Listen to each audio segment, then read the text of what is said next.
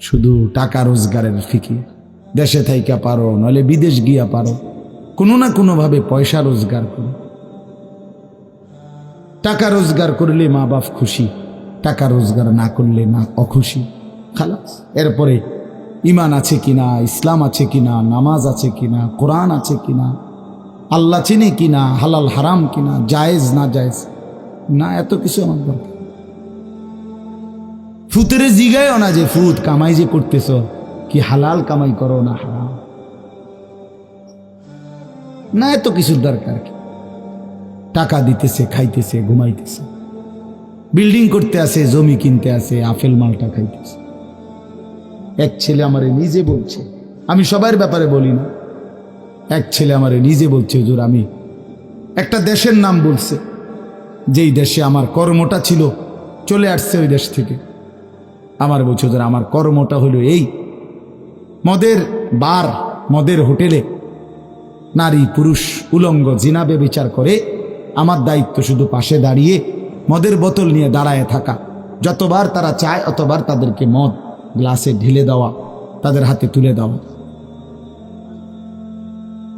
এর বিনিময়ে আমার মাসে বেতন 2 লাখ টাকা। মুসলমান মুসলমান মুসলমানের সন্তান, বাংলাদেশের সন্তান। তো এই টাকা যখন বাবা খাচ্ছেন, বিল্ডিং করতেছে, কোনো টেনশন নাই। আমি আবারও বলছি, আমি সবার জন্য বলি না, ওই বলছে দেখে অট্টা কইছি, কথা বুঝছেন না? আমি তো নাম ঠিকানা বলি না। হে আত্মীয়তার আইয়ুহাল কাতি', আত্মীয়তার সম্পর্ক ছিন্নকারী ব্যক্তি, আসো। এই জন্য ভাইয়ের সাথে যুদ্ধ করছো, বোনের সম্পদ নষ্ট করছো, চাচারে সম্পত্তি দাও নাই, এই জন্য, এই দুনিয়ার জন্য নেও, এখন না, এখন যা লাগে নেও। এইভাবে প্রত্যেক নাফরমান পাপীকে, হে হারামখোর সুদ করে দিগা, এখানে টাকা যা লাগে নে, নে বাটপার, এখান থেকে টাকা নে, কি পরিমাণ টাকা দরকার ছিল নে। এইভাবে রাসূলুল্লাহ সাল্লাল্লাহু আলাইহি সাল্লাম বলেন, দুনিয়ার এই সম্পদগুলো কথা বলবে আর ডাকবে, ডাকলে মানুষ, আচ্ছা এটা তখন কেরম লিখবো, কথা বুঝেন নাই? এডিজন কথা বলবে, ডাকাডাকি করবে, মানুষ কি বলবে? লোকেরা তো সবাই দাঁড়াইছে, মানুষও তো দাঁড়াইছে, তারারই তো ডাকতেছে, তো তারা কি বলবে? ওয়াকালাল ইনসানু মা লাহা, আল্লাহ নিজেই বলতেছে, লোকেরা তখন মানুষগুলো বলবে মা লাহা, এটা কি হলো, আরে এটা কি কারবার, এগুলো কথা বলে কেমনে, এগুলো কি কয়, এরা আমারে চিনলো কেমনে, আমি যে সিটার,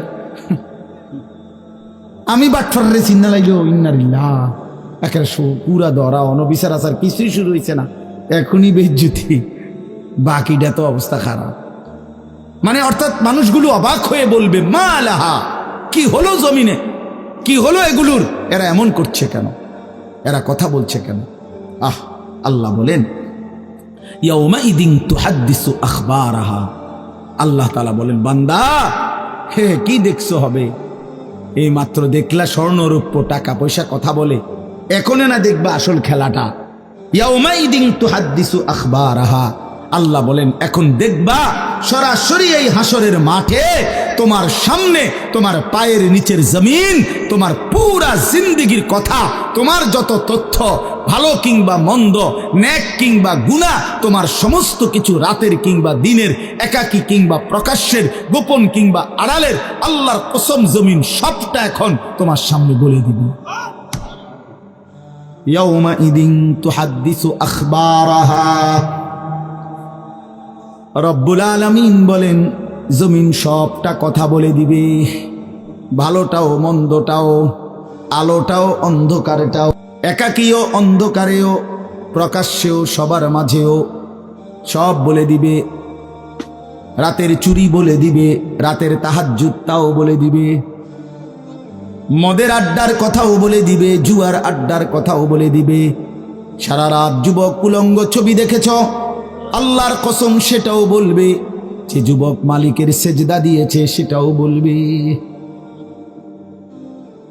তাহাজ্জুদও শোনাবে, আবার সবার সাথে যে জামাতে নামাজ পড়েছে এটাও বলবে।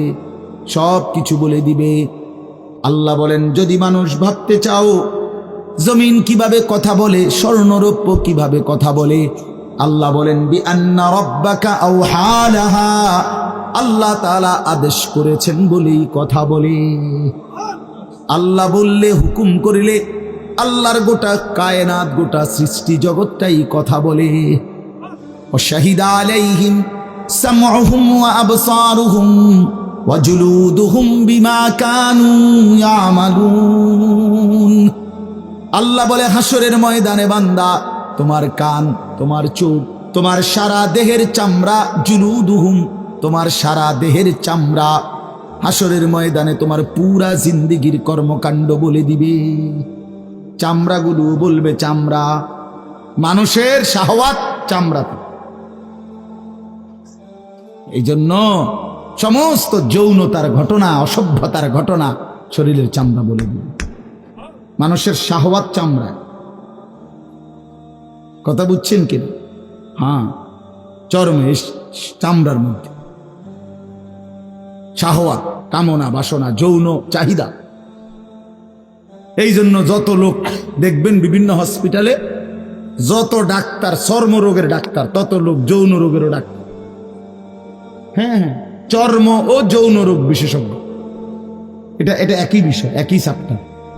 চামড়া মানে আল্লাহ তাআলা বলেন, তোমার চামড়া বলে দিবে কত রাত, কত দিন নারীর প্রতি অবৈধ আগ্রহ, অশ্লীলতার, বেহায়াপনার, অসভ্যতা করেছিলে।